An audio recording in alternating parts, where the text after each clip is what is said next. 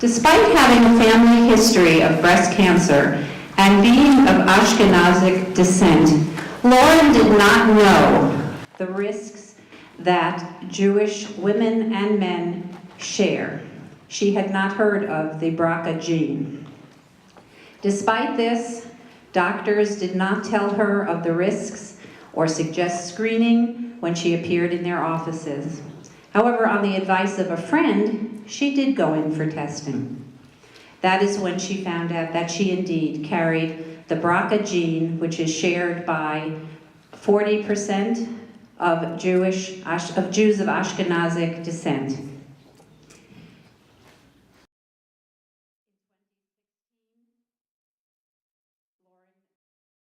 Indeed did have cancer and underwent therapy for the cancer. While she was having chemotherapy, she really spent time musing what she could do to help other people not be in her position. And she dreamed of 1 in 40 organization. She developed the idea and she followed through with the plan. Raising awareness of the BRCA gene mutation is a passion for Lauren. Lauren is a woman on a mission. Tonight we will learn from Lauren and our guest panelists tools to be armed with new knowledge that may save your life and the lives of your friends and family. Before we begin, I'd like to ask Cantor Jody to come up and take the stage.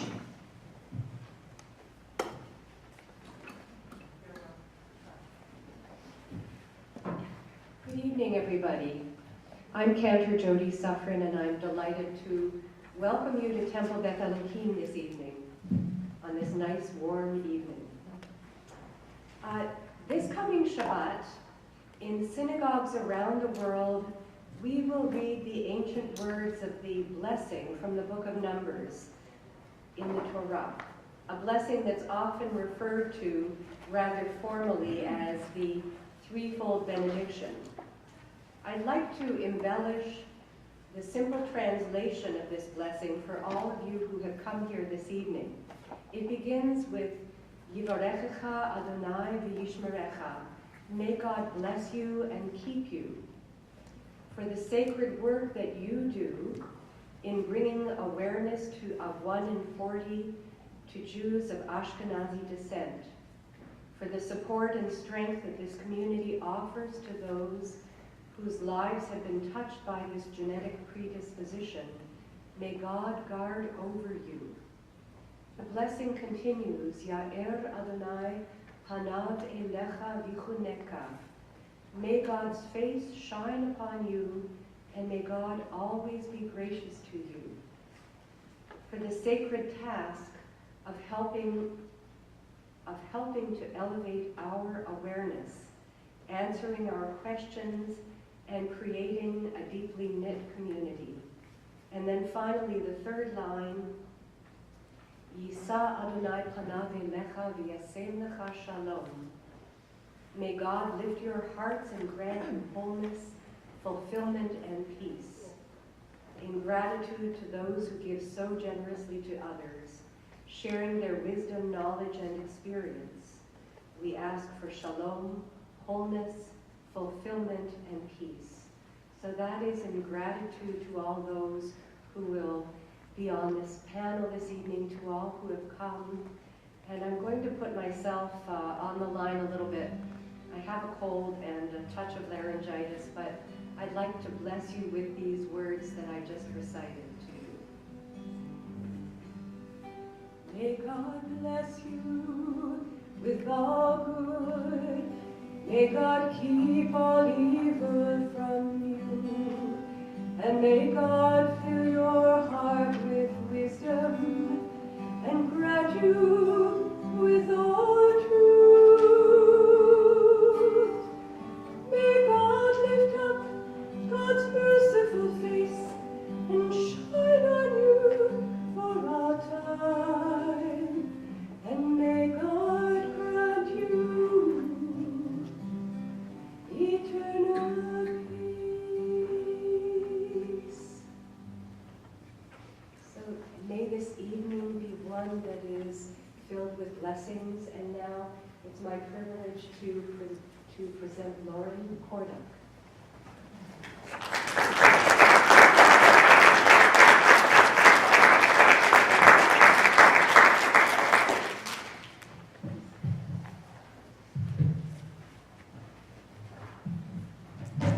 Thank you so much, Carolyn and Cantor Suffren. Just a little bit of housekeeping before we get started with the program. If everyone could please silence your ringers, and if you happen to be tweeting about this event on social media, that's wonderful, a great way to spread the information. Please do use the hashtag 1in40, ONEINFORTY. That would be much appreciated. Just to let you know that tonight's symposium is being filmed by Wellesley Public Access, but it is not a live broadcast, and their cameras are trained on us up here. So if you want to ensure that the back of your head is not captured on film, please sit off to the sides this evening. Thank you also to Temple Beth Elohim for hosting this evening's 1in40 symposium and providing the refreshments that we'll have at the tail end of the program. I'd also like to thank 1in40's first and brand new corporate supporters. The Allergan Foundation recently made a $25,000 grant to 1in40 to advance our mission. And we'd also like to thank our other corporate supporters, Clovis Oncology and Goldstein and Bilodeau. I'd also like to thank our board of directors, our medical advisory board members, as well as our ambassadors. My name is Lauren Kordak, and I'm the founder of 1in40 and the executive director. We're a new Massachusetts-based nonprofit organization that was launched exactly 1 year ago at a BRCA conference hosted by Mass General Hospital. I'll be serving as your moderator this evening. This is only our second symposium. Many thanks to all of you for taking time out of your busy schedules to learn about BRCA gene mutations and hereditary cancer risk. We consider all of you to be Charter 1in40 ambassadors, whether you like it or not. And hope that you will share the life-saving information you learned this evening with your family and friends. We have quite an exciting evening prepared for you. As detailed in your program booklets,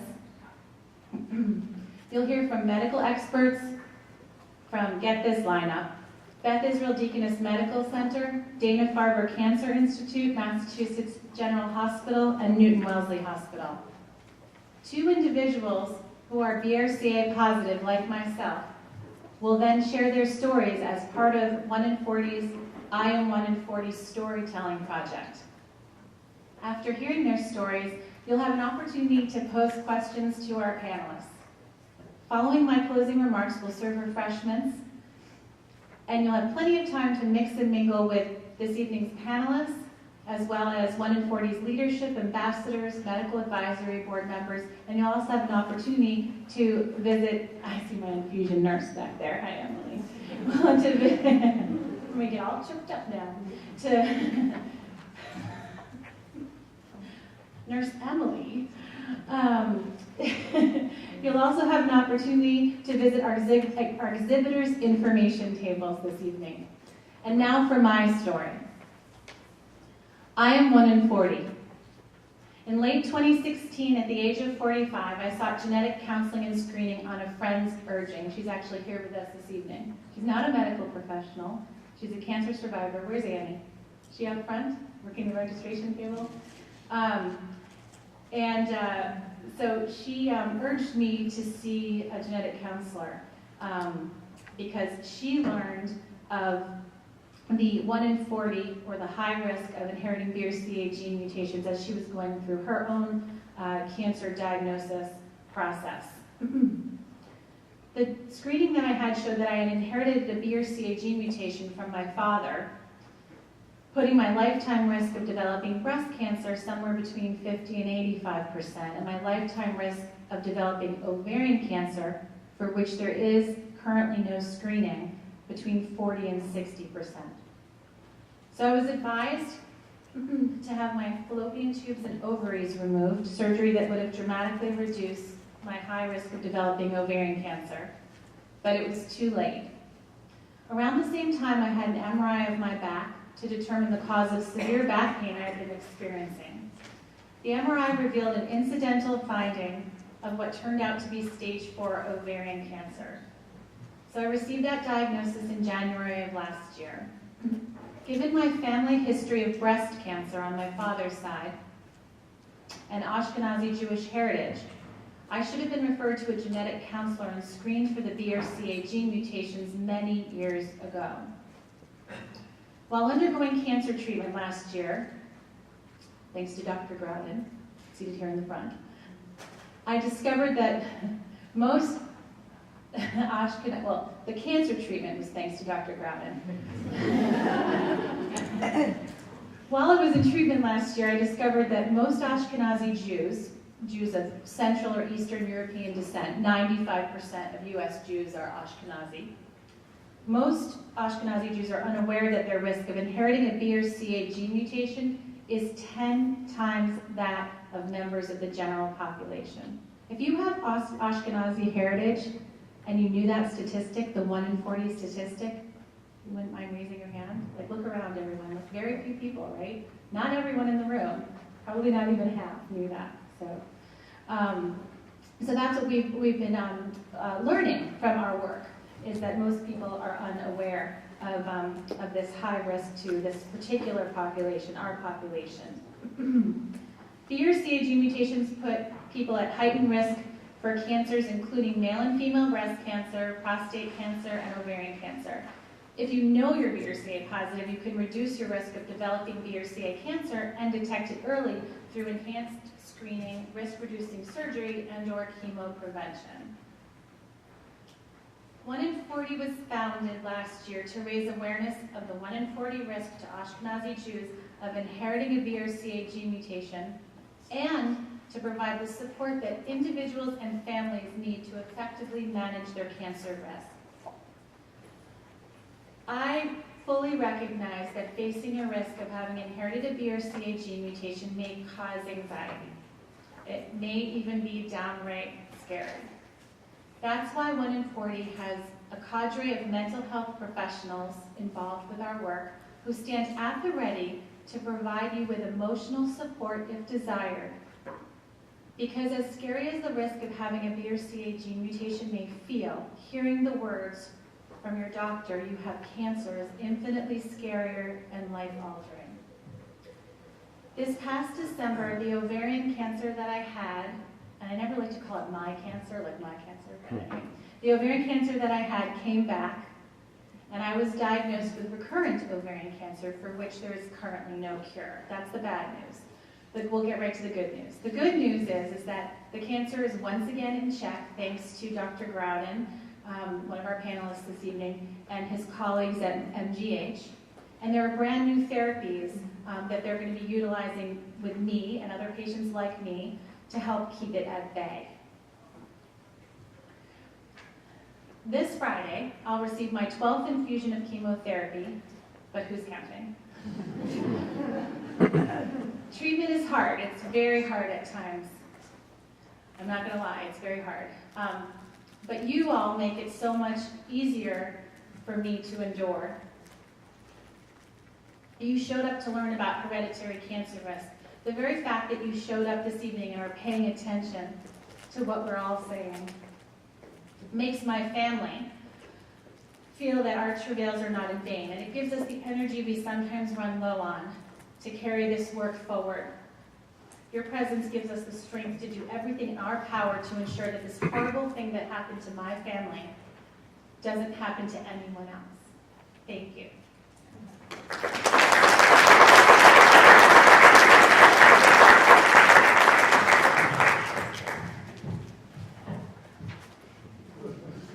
Emotional support. I feel like I'm giving my bar mitzvah speech.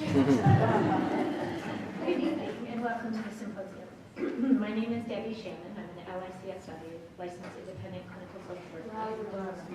Into the thing. Okay.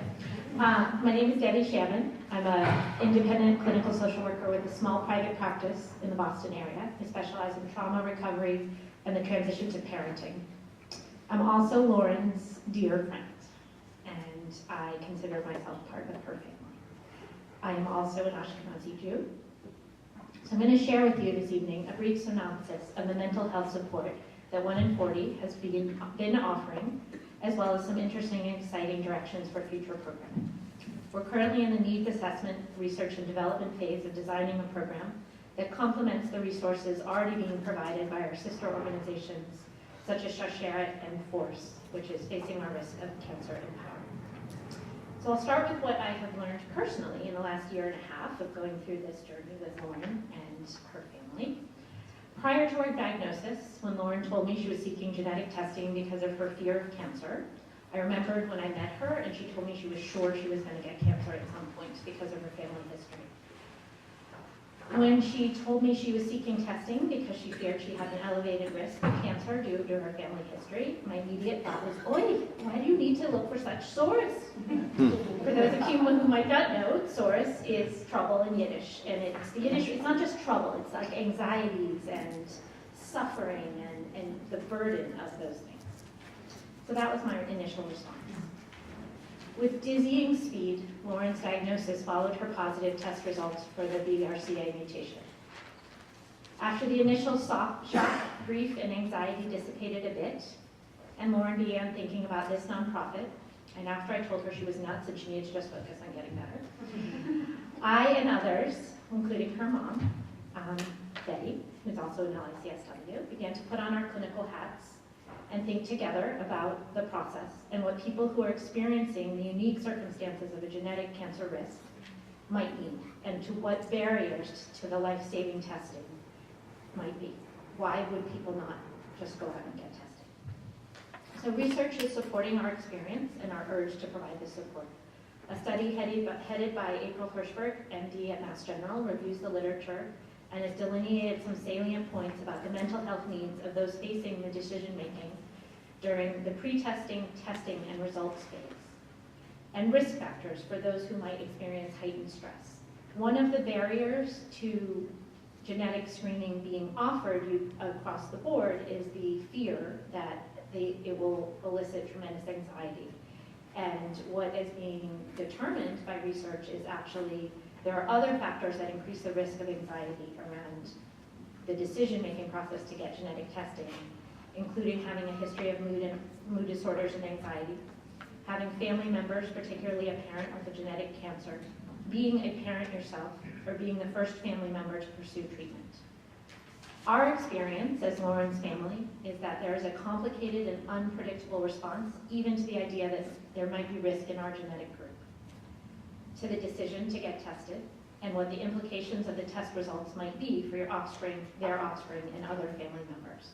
What about great Uncle Peter, who just doesn't like doctors? What about my grandmother, who doesn't ever follow through when I tell her to do things what about my daughter, who might have this as well?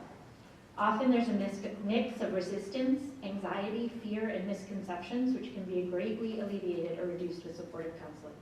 This can be brief and delivered on the phone, by email, or in person. Currently, 1 in 40 has a staff of mental health clinicians who are providing phone support and are sensitized to the specific needs of Ashkenazi Jews facing this cancer risk. We are in the process of designing and developing future services and hopefully some trainings, particularly for medical professionals or other people who work with this population, such as religious clergy. So allow me to introduce 2 other support programs, including Sharsheret, who has a table in the back, a national nonprofit serving and supporting Jewish women with BRCA gene mutations, breast and ovarian cancer at every stage, before, during, and after diagnosis. And FORCE, which stands for Facing Our Risk of Cancer Empowered, a national nonprofit that improves the lives of individuals and families affected by hereditary breast, ovarian, and other related cancers. I'll leave you tonight with the words of Viktor Frankl, the psychiatrist who survived the Holocaust. He said, "Between stimulus and response, there is a space. In that space is our power to choose our response. In our response lies our growth and our freedom." We hope to provide the support to have that space.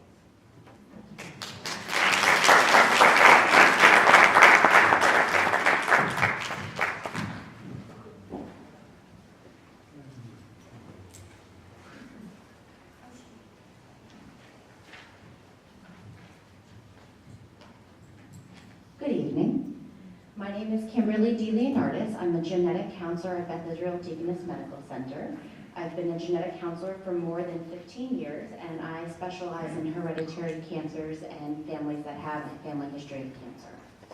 I am honored and thankful to be here to discuss a topic that is so important in the field of cancer prevention.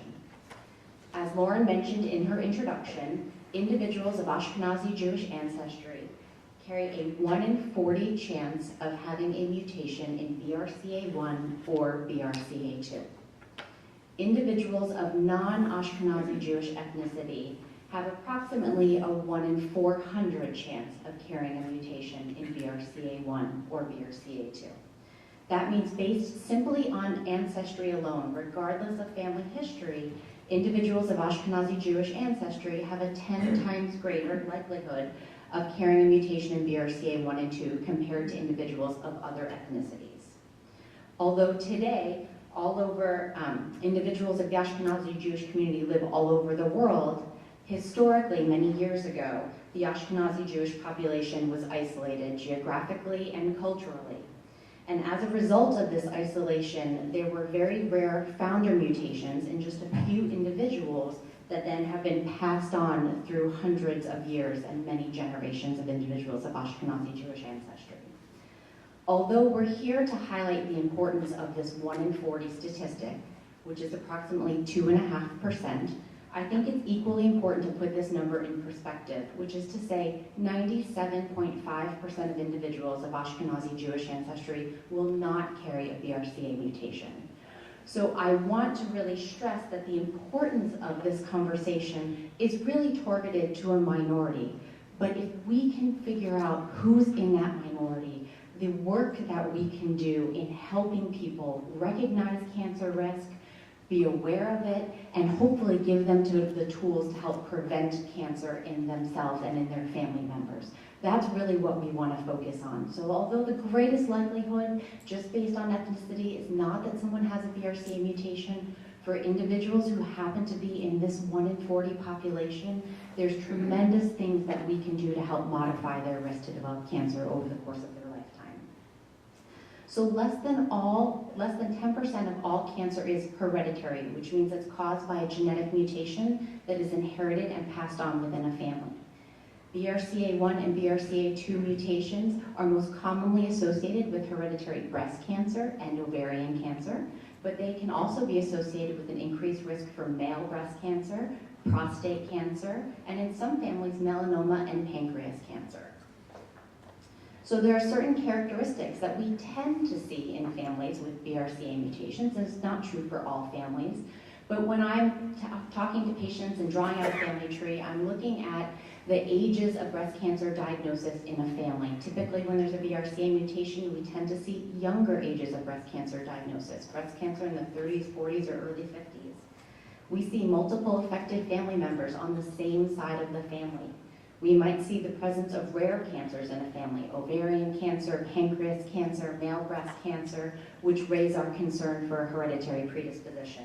We might see the presence of multiple cancers in one individual, or again, we think about Ashkenazi Jewish ancestry as being a risk factor for carrying a mutation in BRCA1 or BRCA2. When we talk about people having BRCA genes, we're actually talking about them having a mutation in these genes. So we all have BRCA1 and 2 genes, and when these genes function normally in our body, they actually create a protein which suppresses abnormal cell growth.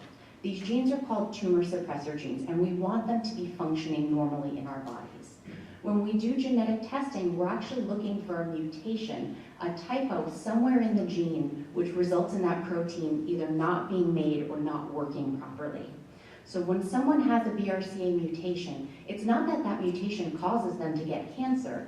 It makes them more susceptible to develop cancer because they're essentially missing their police mechanism that stops cells from growing out of control. BRCA1 and BRCA2 are inherited in an autosomal dominant pattern. What that essentially means is if I have a BRCA mutation, there's a 50-50 chance to pass it on to each one of my children, males or females. Men can carry BRCA mutations. Men can pass these mutations on to their sons or daughters. There is a difference in cancer risk in that women who have a BRCA mutation have a significantly increased risk for both breast and ovarian cancer. Men who carry a BRCA mutation also have a significantly increased risk for male breast cancer and prostate cancer, but it's not necessarily of the same magnitude as a woman's risk with a BRCA mutation. So oftentimes I find men who carry BRCA mutations because they have mothers, sisters, or daughters who have been diagnosed with cancer. It's important to realize that just because I have a BRCA mutation, it doesn't mean that all of my children have a BRCA mutation. So if I have a BRCA mutation, there's a 50-50 chance for each child to inherit that mutation. If my child inherits a mutation, their children will then have a 50-50 chance to inherit that mutation. If my child does not inherit a mutation, they cannot pass it on. It does not skip a generation. So even if someone is identified as having a BRCA mutation, it doesn't necessarily mean that the next generation is at risk. What it means is that they should consider talking about whether or not they themselves want genetic testing. So we've mentioned already that BRCA1 and 2 are associated with a significant increased risk for cancer, but it's also important to note that not everyone who has a BRCA mutation gets cancer. Those two terms are not synonymous. Just because someone has a BRCA mutation does not mean they're going to develop cancer. But what it does mean is that their risk to develop cancer is significantly increased compared to others who do not carry a BRCA mutation. So then the next question is, well then why on earth would someone want to know that? And it's because of what Lauren mentioned. There are things that we can do to help lower that risk for cancer. I generally think of three main strategies, whether that be increased cancer screening, whether that be taking a medication to lower risk for cancer, or whether that be something like preventive surgery, preventatively removing healthy tissue to try to prevent a cancer from forming.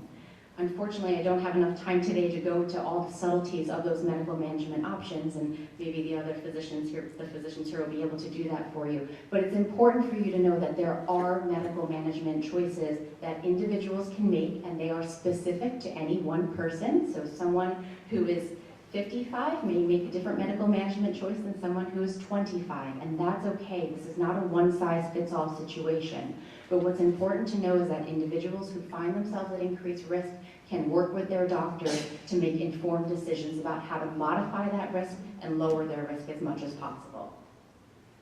To just quickly tell you a little bit about genetic counseling. As genetic counselors, our goal is to focus on cancer and families. We oftentimes start by drawing what we call a 3-generation pedigree. We ask about aunts, uncles, cousins, people that maybe you haven't seen in 30 or 40 years. But what we're doing is we're looking for patterns of cancer in a family that might be suggestive of a hereditary predisposition. Even though our focus for tonight is focusing on BRCA1 and 2 mutations and the increased risk of carrying a mutation based on Ashkenazi Jewish ancestry, there are many other genes that are associated with hereditary breast cancer, hereditary ovarian cancer, and other cancers. Lynch syndrome is an example of a hereditary colon cancer predisposition syndrome. And sometimes I'll see a patient who comes in for a family history of breast cancer, and in that conversation, we're then also talking about the risk for colon cancer to run in their family. So there are many genes that we know of can be related to cancers in family. And over the course of a genetic counseling appointment, the genetic counselor will also oftentimes talk about all of these genes that are available for genetic testing and what we might learn if an individual chooses to be tested for any one of them. Genetic counseling usually involves a conversation. What are we going to learn if I do genetic testing? What will genetic testing not tell me? It's important to realize that we don't know everything that there is to know about genetics. So sometimes a genetic test result is normal when we expect that we're going to find a mutation. And so we always have to be aware of the limitations of genetic testing, but we also need to be aware of what genetic testing can tell us, how people can use the information to make medical decisions, how they can share this information with their siblings or family members so that they can also make informed decisions about their risk to develop cancer in the future. We oftentimes talk about concerns people have about genetic discrimination. We talk about the psychological implications of genetic testing. How do I share this information with my sister or my great aunt, and how is this going to change the family dynamic? People are worried about, can my health insurance use this information against me? The short answer is no, that health insurance cannot use genetic information to discriminate against people. However, there are some limitations in terms of life insurance and disability insurance, and so we talk about all of that during a genetic counseling appointment. The purpose of a genetic counseling appointment is really to sit down and walk through with one individual what their family history is and what genetic testing may or may not be able to be used for their personal care. It is not my goal to get everyone genetic testing, and there are absolutely many patients who walk out of my office after a genetic counseling appointment who say, I don't want genetic testing, I want to think about genetic testing, I want to talk to my family members about genetic testing, or, you know what, I'm really motivated to do this today. And that's a wide range of resolution to a genetic counseling session, and each one of those is a valid and wonderful end result. My goal as a genetic counselor is to help convey information and to help people decide with the help of their physicians whether or not this testing is going to be useful for them and their family members. So that was a lot, as fast as I could say it. Thank you very much for your time.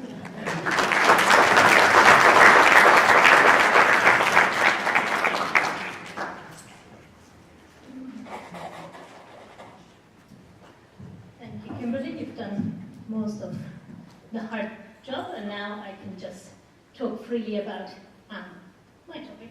So I'm Camilla Gabriel. I was a genetic counsellor back in England, but over here I manage the BRCA Founder Outreach Study, the B4 study, and I'm just going to tell you a little bit about it. Would you talk into the microphone, please? I will try. I'm short and it's really high. There we go. Good evening. It's so nice to see so many of you here. I recognize quite a few faces, so that is lovely. The BRCA Founder Outreach Study is a study that is being run in 4 urban areas in the US. So in New York, here in Boston, it's actually Massachusetts-wide, in Philadelphia and in LA. And what we are offering is to test people who have Ashkenazi Jewish ancestry for the founder mutations. Kimberly explained what the mutations are in BRCA. The way I usually do it with patients is, BRCA is a big gene, kind of like a big book. So you've got the book of BRCA1, you've got the book of BRCA2. And a founder mutation is a specific word in that book that is misspelled. And in the Ashkenazi Jewish community, there's 3 words, 2 in BRCA1 and 1 in BRCA2, that are misspelled more commonly. So about 90% of people of Ashkenazi Jewish ancestry who have a BRCA mutation have it in one of these 3 specific books. And that is what we are testing in our study. We're testing for these 3 specific pages of those 2 books. Okay? So not doing a full screen of the BRCA genes, but that covers 90% of the mutations that we would find in the Ashkenazi Jewish population. And studies in other places, so in London, where I was before, I came here to do before, and in Toronto and Israel, they have done studies looking at if we screen by population rather than by family history. Do we pick up mutations? Because nowadays families are not as big. It's harder to see big trees where we see lots of people that are affected, and also since when it goes down the male line, often the cancers won't show because men have few less breast tissue, no ovaries. Do we pick up people that have a mutation but we wouldn't have recognized as at risk from the family history? And in fact, in London, what we saw is that of all the people that were affected, 50% did not have the family history necessary to get testing.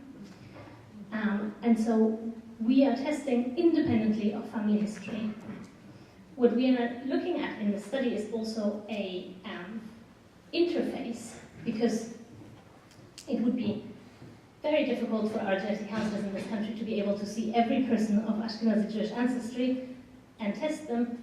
Can we do something that is easier, so it can go to the people in an easy way, but still have the medical staff behind it. And so what we have is a platform, an online platform.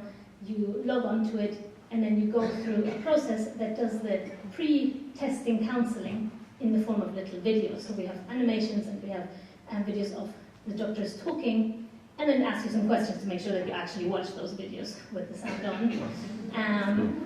And then if you make it all the way through the videos, it takes about a half hour or so, then you sign consent, and then it asks you some family history and personal medical history questions. At the end of the process takes between 45 minutes to an hour. You get a slip, a testing slip for any Quest lab, and you can go anywhere in Massachusetts or New York, Philly, or LA to a Quest lab and get your bloods drawn there with this slip. Then those are processed and these 3 mutations are looked at.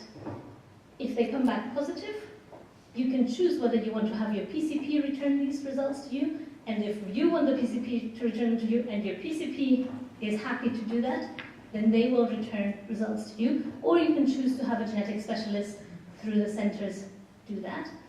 If it comes back negative, we obviously have different categories. It could be negative and you have no family history, no personal history, then we would feel quite reassured that there was no family history and there's none of these 3 mutations. You're most likely not a BRCA, an Ashkenazi Jewish founder mutation BRCA carrier. However, if you have family history, because we're only looking at those 3 words in the books, we then recommend that you might want to think about having more testing done. Look through the entirety of the BRCA genes or other genes that increase risk for breast cancer in particular. Yeah, that is pretty much it in terms of the study. We are very lucky to have partnered with Lauren and 1in40. We're really lucky that 1in40 was founded just as we were sort of getting ready to get started, and our study actually opened in March. So we've been recruiting since March, and it's been working wonderfully. We're getting results back in a very timely fashion. We've been able to give people the results back in a timely fashion, and we've been able to partner with the PCPs and see the needs of the PCPs as well as the needs of the people, so that we can also provide education to the PCPs once the study concludes. This is a pilot study. The idea would be to go nationwide maybe one day, but let's start here and then move out later on. And that is really me in a nutshell. So thank you so much.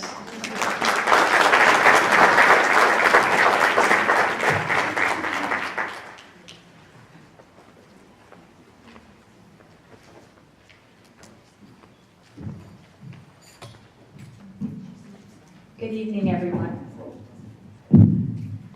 My name is Dr. Amy Commander, and I'm the medical director of the Auerbach Breast Center at Newton Wellesley Hospital.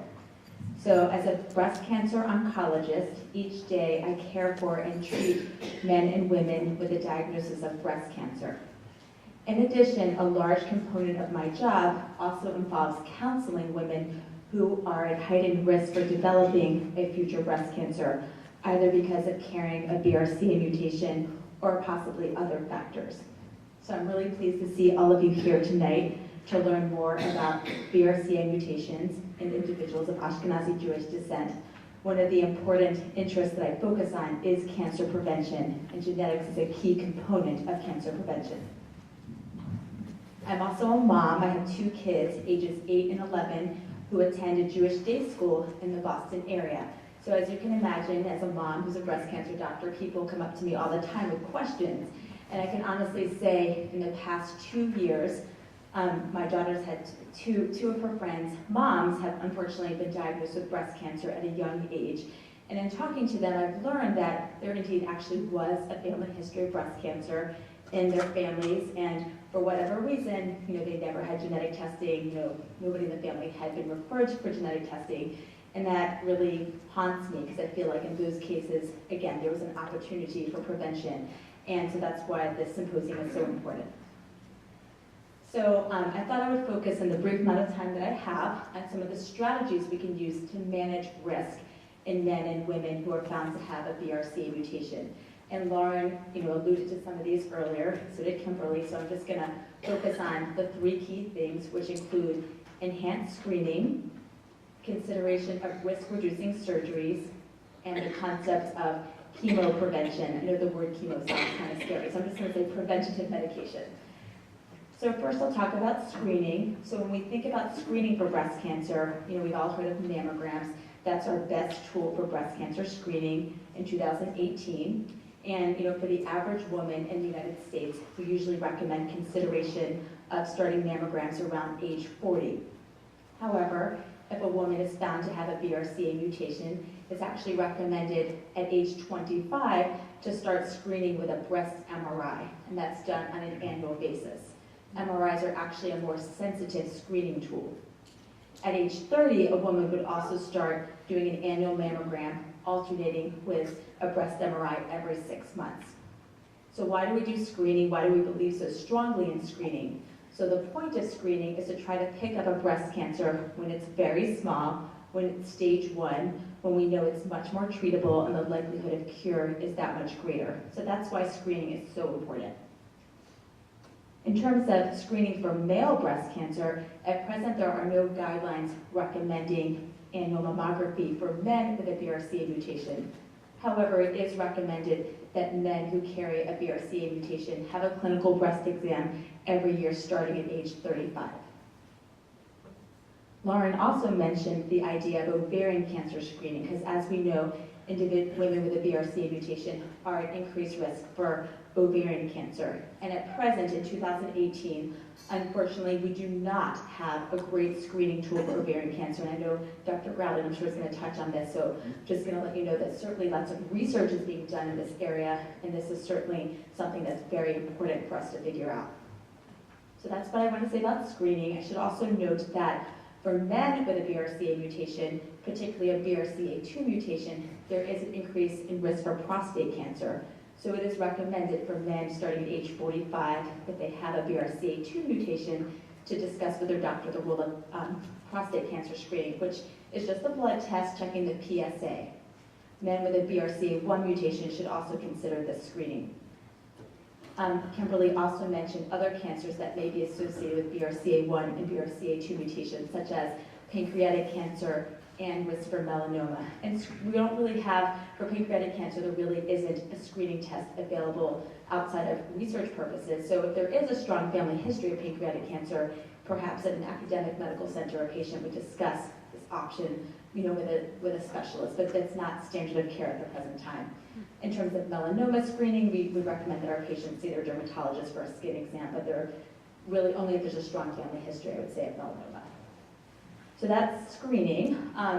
The second thing I wanted to address, which is important for risk reduction, is consideration of prophylactic surgeries. And I know this is a very complicated decision, and this decision is going to be not right for everyone, and involves, consulting with an oncologist, surgeon, psychologist, social worker. It requires, considerable thought. But the idea is removing the tissue that may be at increased risk for developing cancer. So for women, that would mean consideration of a prophylactic bilateral mastectomy. And that was made very popular, I should say, in 2013 when Angelina Jolie wrote her editorial in the New York Times about her decision to pursue a prophylactic bilateral mastectomy. And that really, her editorial, I think, like 1 in 40, has helped raise awareness for the importance of thinking about genetics in your family and what actions one can take to lower risk.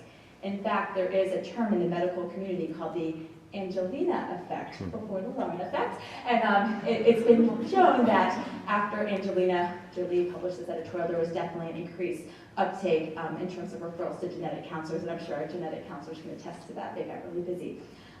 So anyway, women can choose to have a risk-reducing prophylactic bilateral mastectomy with breast reconstruction, and I can honestly say in the Boston area, we have amazing plastic surgeons who do a really great job with this. So it's not something to be very fearful of, because often the risk of complications is extremely low. And most of my patients are very satisfied after they do that. In terms of reducing risk for ovarian cancer, a woman can consider having her ovaries removed. And this actually is recommended once a woman has completed childbearing. And again, I'll let Dr. Grado talk about this, but it is a laparoscopic procedure, and fortunately the recovery time is quite minimal, and it's definitely something to be considered. And for women with a BRCA1 or 2 mutation who opt to have this surgery when they're premenopausal, there is the added benefit that it also lowers risk for developing breast cancer. Finally, what I talk about all day long, often in my clinic, is the role of medication to help lower risk of breast cancer. And I'm sure many of you have heard of tamoxifen, which is a medication we use to actually treat breast cancer. Tamoxifen blocks estrogen receptors in the breast, and many breast cancers are influenced in terms of growth by hormonal signals such as estrogen. So tamoxifen is also FDA approved as a preventative medication. So sometimes I see women who do not have cancer, but either they may have a genetic mutation or have other factors that increase their risk, and we talk about taking tamoxifen to prevent breast cancer. For postmenopausal women, there are additional medications we can consider. One of them is called raloxifene or Evista, that many of you may have heard of. There used to be commercials on TV for the bone protective effects, so that's a consideration. Also, aromatase inhibitors, which are another class of medications we use to treat breast cancer, can also be used for prevention. So I know that was a lot of information. I talked very fast, but I wanted to just share these different strategies. And I think the important take-home message is if someone is found to have a BRCA mutation, there are many things we can do to help you to lower your risk. And all of these things are better than getting cancer. Thank you.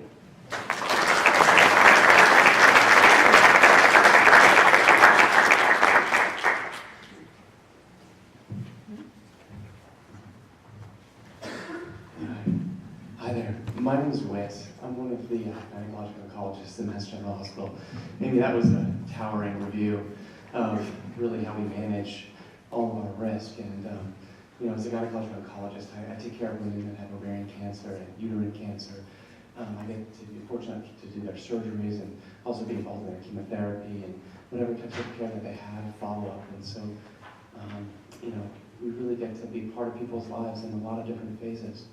And what I wanted to talk about today, actually, was I was thinking about this concept the other day, the complex interaction between tragedy and hope. And I think that I was in Washington, D.C. about 2 weeks ago, and I was walking on the mall, and I saw the Vietnam Memorial, which is this exquisite slab of rock. That's a dark slab. It's a huge wall. And on the wall are the names of all the soldiers that fought and died in the Vietnam War. It's a very complicated and beautiful structure, and the designers of it were deeply affected by the Vietnam War. They had personal experiences with that, and what they did in the face of all these tragic deaths that occurred during this war. Is they created this beautiful memorial to all of the men and women that died in this. And the wall itself stands as this beautiful testament. And I was thinking to myself, it's so interesting that in the face of tragedy, something about the human condition loves to create something beautiful, to maybe commemorate it, to make themselves feel better about it. But the wall actually does something much more complex than that. It actually tries to educate people about the Vietnam War. It not only displays the people that gave their lives to it, but what's amazing about it is that it has an angle. It's not just a flat wall. It has an angle. And as you walk the angle, you go deeper and deeper. And then as you walk the angle, you go out. And it reflects the time frame with which people lost their lives. So as you walked in the middle of the conflict, there are more names because there's more wall. And then as you walk out, slowly there's fewer names because we were slowly withdrawing our troops. But that's one part of the education of the wall. The real beauty of the wall is that it angles. And if you were to put arrows at the end of the wall, one points towards the White House and one points towards Capitol Hill. And what it's educating us about is that our executive and legislative branches were responsible for this conflict. And they made choices that led to this. So the designers, in a very beautiful way, were educating people. They faced, it clearly is a monument to tragedy, but they wanted to get something more out of it. And I love that concept that people, when faced with tragedy, create something beautiful. And the idea of creating something beautiful is to educate and to teach people about a moment that happened, so that maybe that moment won't happen. Or that if it does happen, maybe different outcomes and different choices could be made by the choice makers. And I thought about this because I knew we were going to be coming here tonight. And I thought, you know, that's what Lauren has done with 1 in 40. Faced with what many would consider to be significant tragedy. She's in the middle of chemotherapy as we speak. We're going to be doing her last cycle this week. She decided to do something different. She decided to sublimate the tragedy in a very different way, create something beautiful, create this. You've heard expert panelists tell you about the innovation that's happened in the face of understanding your genetic risk. That is how tragedy, to me, interacts with hope. That's how we take our tragedy and transform it. What I'll tell you is that there's a tremendous amount of hope with regards to BRCA. Understanding genetic risk and identifying BRCA not only helps you stratify risk, as Amy was talking about, and maybe intervene meaningfully before something happens, but sometimes you can't meaningfully intervene, and things happen. Well, it turns out that knowing your genetic risk actually affects your therapy. And nothing is more true about that in the setting of ovarian cancer. We know that a completely different set of medicines are much more effective in women that have BRCA gene mutations. And this isn't just true with ovarian cancer. This is also true in endometrial cancer, as that happens sporadically. And I think recently it's been shown in breast cancer that women with BRCA gene mutations may benefit from this new type of therapy called poly-ADP ribose polymerase. We call them PARP inhibitors because that's a lot to say, but the bottom line is that these special medications that attack the Achilles heel of BRCA-induced cancers have been shown to be incredibly effective. They are blockbusters. 3 FDA approvals in the last since 2014. And what I love about it is that it's not just for women who harbor a BRCA gene mutation. We're trying to take the tragedy that women experience with BRCA and extend that to other women that don't have BRCA. The next generation of trials, of which one of our sponsors is actively promoting and conducting, is to combine these inhibitors with other medications that increase the efficacy of these PARP inhibitors. So that even if women don't harbor a gene mutation, maybe you can induce a BRCA-like phenotype, which is basically saying make women's cancers that don't have BRCA mutations, make them look like they do or behave like they do, so that then they'll get a better response to these new therapies as well. That's, for me, very hopeful. That means that we took something that was tragic, BRCA, the fact that we have to inherit these genes and they're out there, and we have to think about it. But we're going to translate that, we're going to transform that and say, we're going to be able to help other people because of our experience in this arena. And that's what's being done in the medical arena for treatment. And so I now believe that tragedy and hope are just so intertwined in such a meaningful way. And that was the concept I wanted to share with you guys. And so thank you for your time. I really appreciate you guys being here.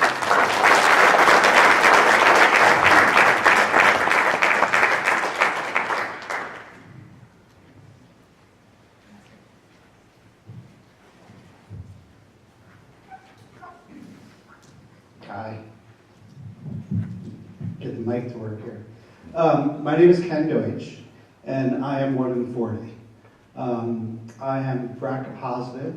I'm actually positive not for one of the founder mutations that is more common with Ashkenazi Jews, but I'm positive with a different mutation, also the BRCA1. Sorry, everyone's saying I should say it correctly. BRCA1 is positive in my family. Just one sort of comment while I was sitting here, I was realizing, I was sort of thinking of numbers, and this is sort of interesting because here we are at a 1 in 40 event, and 1 day ago, it was 41 years since my father died of pancreatic cancer. So it's not just a disease, it's not just BRCA is not just something that affects women, and it's not just something that affects breast and ovarian cancers, but it affects other types of cancers as well. As I mentioned, my father died 41 years ago from pancreatic cancer. His mother also died of pancreatic cancer.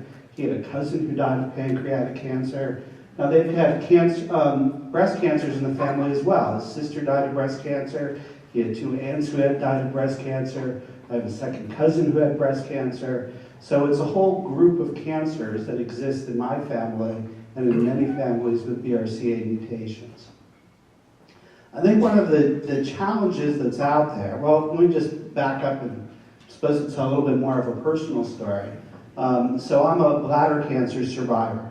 I first developed bladder cancer 4 years ago and went metastatic several months later. Bladder cancer is not one of the cancers that there's any link that's been proven between having a BRCA mutation and developing bladder cancer. But one of the amazing things about BRCA mutations and bladder cancer is that certain treatments that are already the standard of care actually work much better. So I wouldn't be standing here today, most likely, if the chemotherapy I had cisplatin, which is a type of chemotherapy that works better with people who have BRCA mutations. So here I am standing partially because of having a BRCA mutation. So it's a strange thing. You probably are not going to hear anyone else get up and speak and say, hey, I'm happy that I had a BRCA mutation. The biggest challenge, I think, in having BRCA mutations in families is the lack of knowledge, the ignorance that's out there, and it comes from a good place. I have a cousin who she was tested and found out that she had a BRCA mutation many years ago.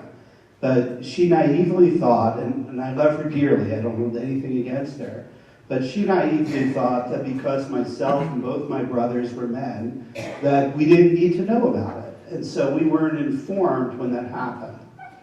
I found out that the BRCA was in my family because right after I developed bladder cancer, a second cousin posted on Facebook a story about her sister who had just died of ovarian cancer and informing, hey, anyone who's related to me from a distance, go out and get tested, and you have to get tested for this very specific mutation or get the general test.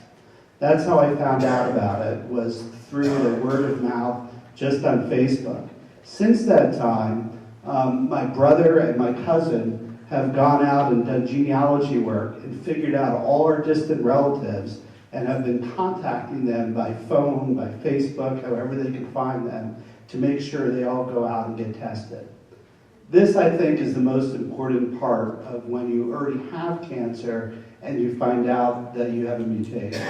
One is that there's options for better treatment, as was mentioned, and there's new treatments coming on all the time, including, so there was a study last week that showed PARP inhibitors are now proving to work in pancreatic cancer. So it's pretty amazing to read that, thinking of the progress we've made. But the other part of it is making sure that family members know. So since I found out that I was BRCA positive, we've had multiple family members be tested that have found out they are BRCA positive. They're going through several of the recommendations that were outlined before about what you can do to screen for it, taking prophylactic actions to prevent it going forward. And there's one other piece of it, which is making sure it doesn't spread to the next generation. There are approaches now that I have one relative undergoing an IVF way of pre-testing before the eggs are being implanted to make sure that she does not carry the BRCA mutation onto the next generation. So if you are of Ashkenazi Jewish descent, if you haven't been tested, particularly if you have cancer in your family, go get tested. Talk to a genetic counselor, find out about it. And that's a great way to educate and stop yet more people from getting cancer. Thank you.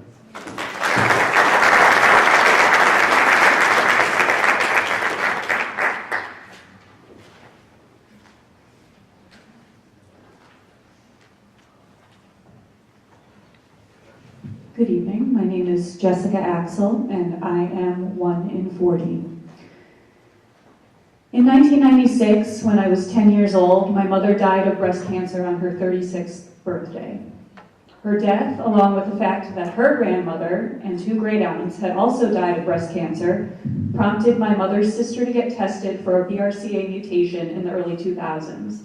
After discovering that she had the BRCA1 mutation, she underwent preventative surgery and is cancer-free today. I was still in my early teens at the time that this happened.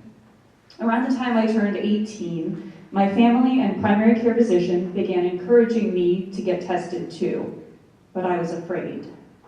I went to college, graduated, and lived for 8 years afterward in the Boston area before finally summoning the courage and getting tested in early 2016, a month after my 30th birthday.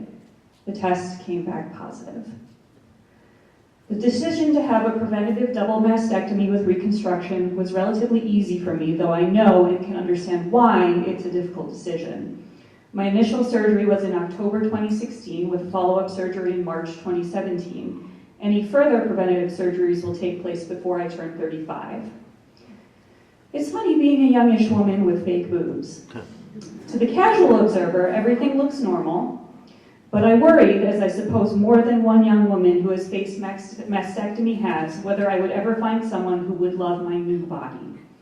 Since you can't really plan how these things happen, I met my now boyfriend just 4 months after my initial surgery. I was basically still healing, and I told him about my condition up front. He was there when I woke up from my second surgery, and we are still together today.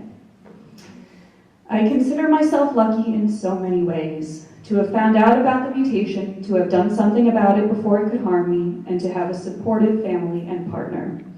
I hope that through the work of 1 in 40, there will be many more women like me, especially younger women, who find the mutation if they have it, and can make choices regarding their health before cancer makes the choice for them. Thank you.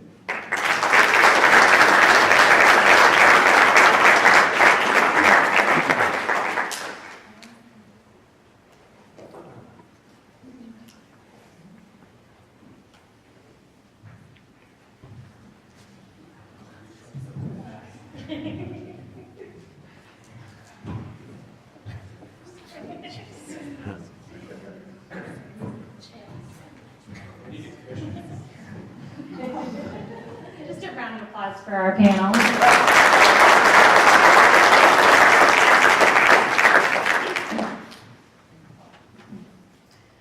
So now we're going to open up the floor to questions. We have one of our ambassadors, Laurel, here in the front with a microphone. If you have a question, if you wouldn't mind standing, Laura will find you with the microphone, and then I'll repeat your question. Again, you will not be filmed asking your question.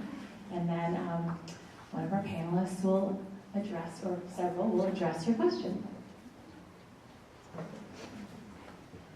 Jen. So we were late. So if I miss this, I apologize. I'd like to know how insurance handles the BRCA as far as early mammograms instead of 40 to 50, doing it in an early stage. So if I'm understanding you correctly, you'd like to understand how insurance covers or doesn't cover enhanced screening Will they for people approve who it based have. on that, based on the history? Dr. Commander will gladly answer that question. So that's a very good question, and I can assure you that countless times I've ordered screening MRIs, certainly for younger women with a BRCA mutation as a screening tool, and thus far I've never run into any problem getting insurance coverage if you clearly document the reason for why you're ordering the test, similar for mammograms as well. There are also some organizations like Christina Applegate's organization called Right Action for Women that can help out with enhanced screening costs where insurance might not fully cover. Question? Hi. I am 1 in 40. I was tested, I had genetic testing about 20 years ago. And at the time, I was told, don't put it in my record, nobody should know this. Now, fast forward 20 years, we've come a long way. I have 25-year-old twins, one is a boy and one is a girl. And I live in fear for them. I want them to be tested. My daughter wants to be tested. I wonder two things. One is, are there any studies for the next generation? My mother is 1 in 40 as well, but I'm concerned about the younger generation. Moving forward, is there any special studies for them? And from what you're saying, this is the time.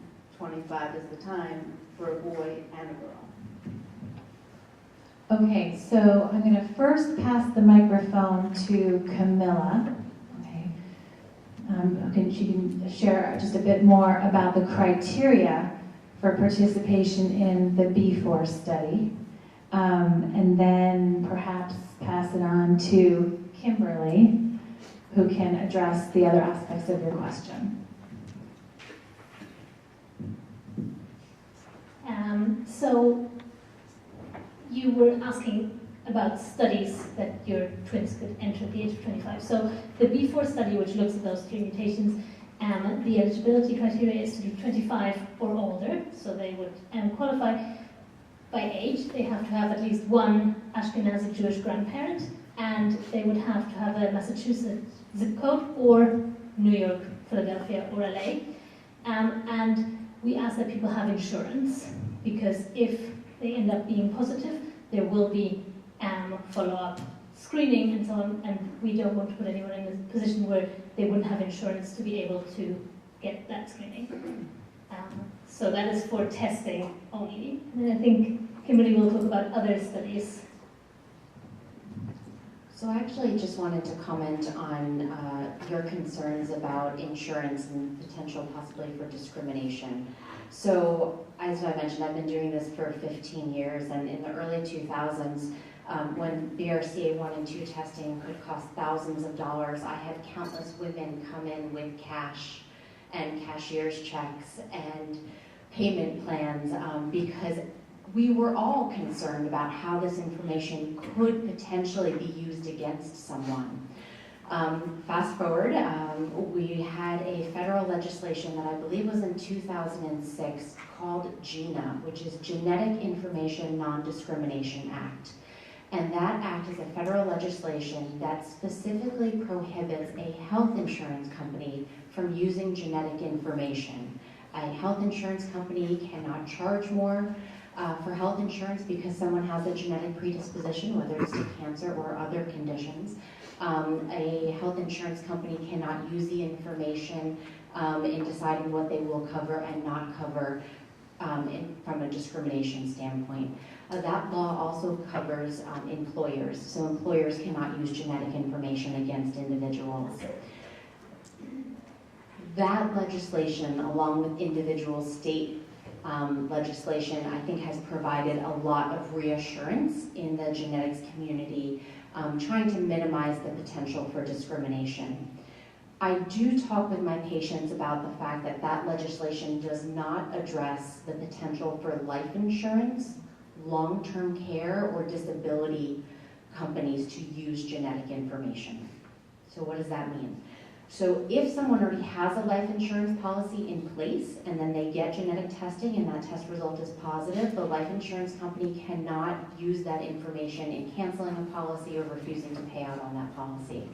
However, if someone does not yet have life insurance, they get genetic testing, the test happens to be positive, and then that person tries to apply for life insurance. In theory, the life insurance company could use that information in deciding whether or not they want to underwrite a policy, whether or not they want to put exclusions on that policy, and how much they want to charge. For my young patients who are in their 20s, I usually mention the word life insurance and they glaze over. And they're like, what is that? Why would I want that? Who cares?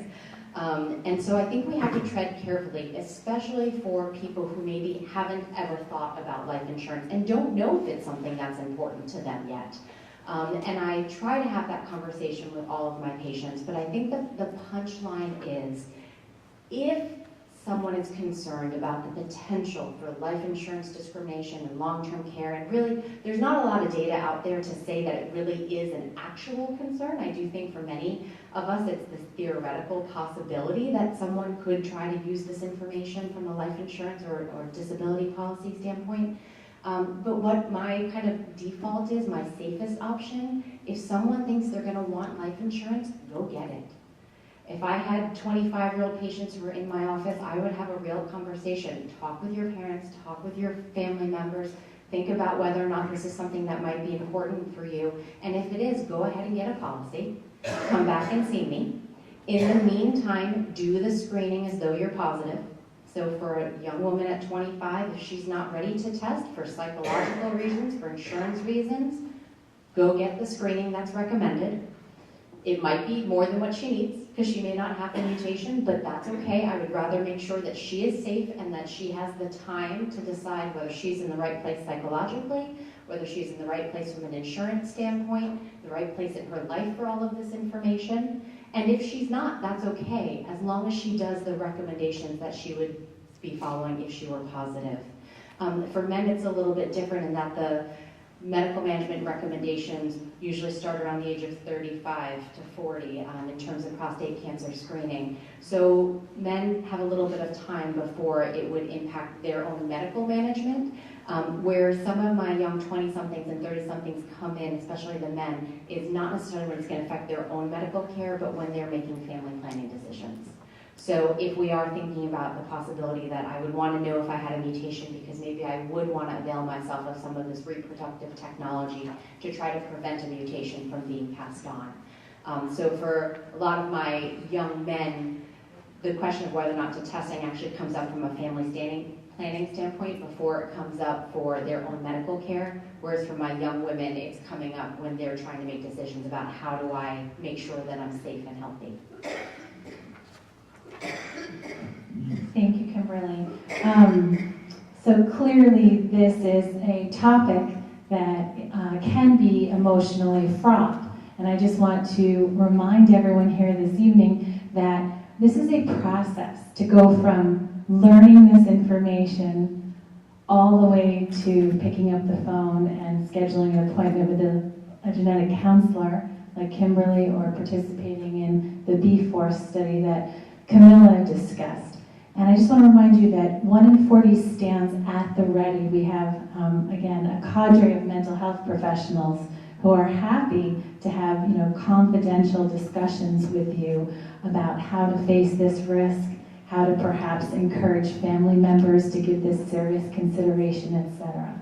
As does FORCE, Facing Our Risk of Cancer Empowered. They're here with us this evening. And also Sharsheret. Annette, we can probably have time for about 1 or 2 more questions. Yes, sir. So first of all, thank you for putting on this panel, because ignorance is not always a bliss. And it's a very enlightening experience. I have 2 quick questions, one for Dr. Commander and one for Kim, most likely. So with respect to utility of screening MRI for women who are positive for BRCA gene versus preventive bilateral mastectomy, could you comment on that? Because perhaps if a 25-year-old woman could use a screening MRI, it might have been less of a dramatic and traumatic experience versus double mastectomy. And my second question, most likely for Kim, or possibly for medical oncologist also, the positive BRCA gene and pancreatic cancer, again, probably most of us did not know about the pancreatic cancer predilection. Could you comment on that? And also, how does that relate? Are these people less likely to get breast cancer, ovarian cancer, and prostate cancer if they end up with, what is it about pancreatic cancer and BRCA gene? Because that's a bit of a non-enlightening experience also. So I've been advised to repeat the question, hopefully I can remember it. So the first question was about if I were seeing a 25-year-old woman, counseling her on whether or not to proceed with enhanced screening with MRI versus whether she should proceed with the surgery. And that's a very big decision and a very complicated decision that some women may just say, I want to have the surgery. That's their immediate response, and they're like, sign me up, send me to the surgeon now. And certainly for some women, that may be the right decision, even at age 25. Some women may say, wow, I really need some time to process this. I'm not ready. And that's totally okay. We would never force someone to do that surgery when they're not ready, and often we refer the patient to someone like you, or for counseling, or to 1 in 40 for counseling, because it is a very complicated decision that is very difficult for many of our patients. So it's certainly reasonable. There's nothing wrong with doing screening. MRIs are a very sensitive tool. And we'll get into this very much in my brief talk, but they're very sensitive, but not as specific, which means that they pick up a lot of things, but it doesn't necessarily mean it's going to find it.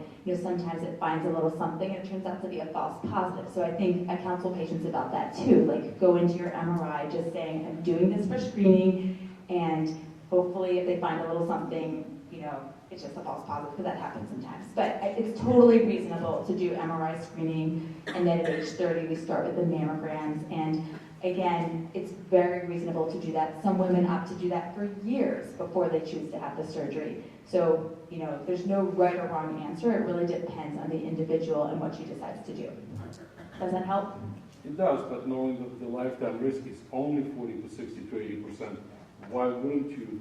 I mean, granted, MRI is a very expensive procedure, but certainly less dramatic and traumatic than a double mastectomy. Right. So interestingly, there was a recent study looking at this that was done in the Netherlands, and actually where they were looking at a population of women with BRCA1 mutations and BRCA2 mutations, and trying to really help define the benefit of prophylactic surgery versus screening. And to make a long story short, certainly for BRCA1 carriers, there's definitely a benefit in terms of overall mortality, which is what we look at, when we look at studies in oncology, in the literature. So certainly for a BRCA1 carrier, we would counsel them about that. Again, it doesn't have to happen immediately. We're talking about lifetime risk. That means up to age like 85, right? So each year the risk is, smaller than that. So it's a complicated decision. I hope that kind of answers it. I'll let you comment on it. Anyone else? Pancreas cancer?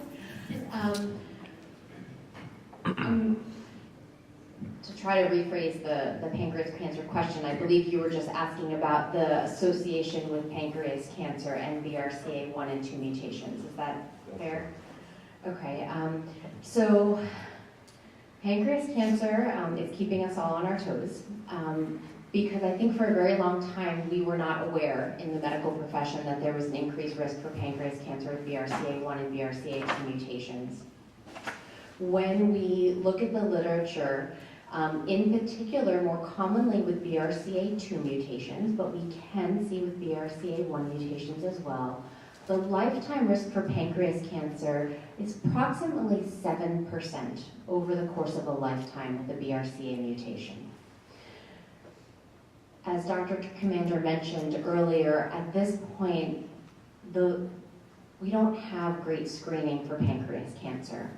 We don't have any screening modalities that have been proven to help prevent people from dying from pancreas cancer. And so that is a very active area of research, in particular at Beth Israel, but I know also at MGH and Dana-Farber. We're trying to figure out how we can screen for pancreas cancer, and what is the best way to help individuals who have a BRCA mutation, who have a family history of pancreas cancer, find pancreas cancer early, when again the chance for survival is going to be that much higher.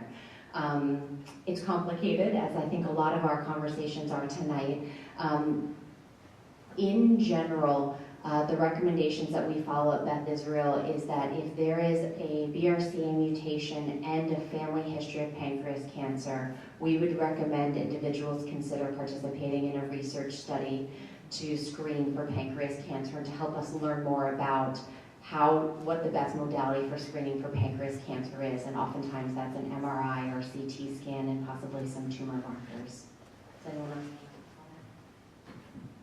I would agree. I know at MGH we also have a doctor, his name is Dr. Daniel Chung, who's actually doing active research in pancreatic cancer screening as part of a research study. And so similar to what Kimberly noted, patients get alternating an MRI and I think an endoscopic ultrasound, am I correct? Yes. So, you know, there's different strategies to try to screen, but at present there's no standard of care, and we're fortunate in Boston to have all these amazing hospitals doing research in this area, but if you were in most places in the United States, there really is not a standard screening test for pancreatic cancer, so it's evolving. Thank you. Unfortunately, we don't have any more time. Oh, we do have, my husband is telling me, we do have time for one more question. Where's Laurel with the microphone? Okay, go ahead. Thank you.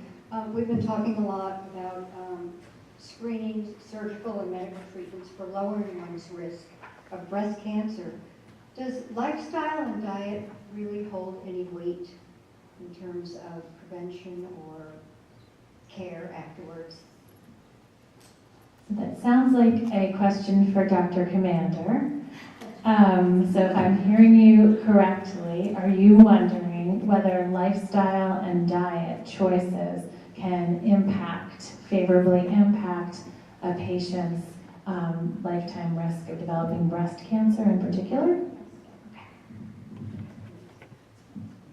How did you know that's something I'm very interested in? So certainly doing that research specifically in the population we're talking about, I think that's a really good question. I think we'd like to understand more about how lifestyle may perhaps influence risk in individuals with a BRCA mutation. I don't think we have that data yet, but I can tell you when we look at large studies such as the Women's Health Study and other studies of large populations of women where we're trying to understand what factors may or may not influence risk, certainly some things that jump out are the importance of physical activity. So any patient who sees me, whether she has breast cancer or does not have breast cancer, gets counseled about exercise. So that's really important in terms of lowering risk for breast cancer. You don't have to run a marathon. 30 minutes of walking 5 times a week counts, okay?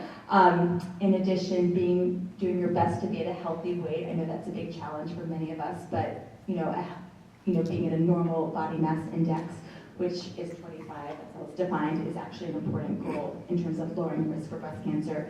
And then everyone always asks me about diet and what should they eat, what should they not eat. The number one culprit that increases risk, not only for breast cancer, but many other cancers that we've spoken about tonight, is alcohol. So women really should limit alcohol to no more than 1 drink per day. Men can get away with 2 drinks a day, but women should really limit alcohol to 1 drink a day or even less. And so I think those are the 3 most important things I should mention.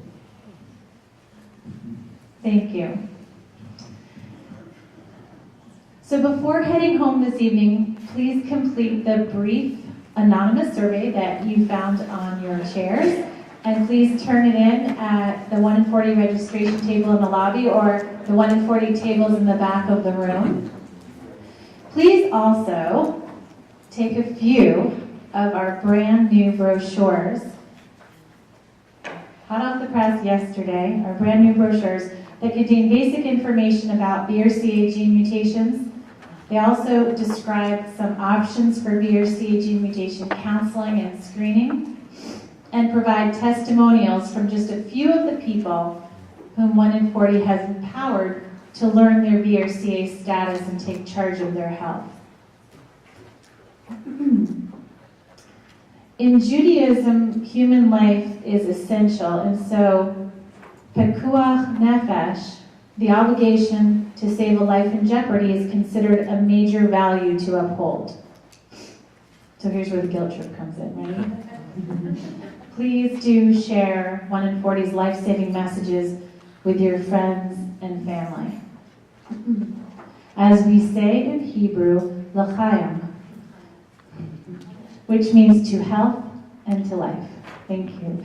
Now we're going to mix and mingle and have refreshments and interact on a one-on-one basis. Thank you so much for being here.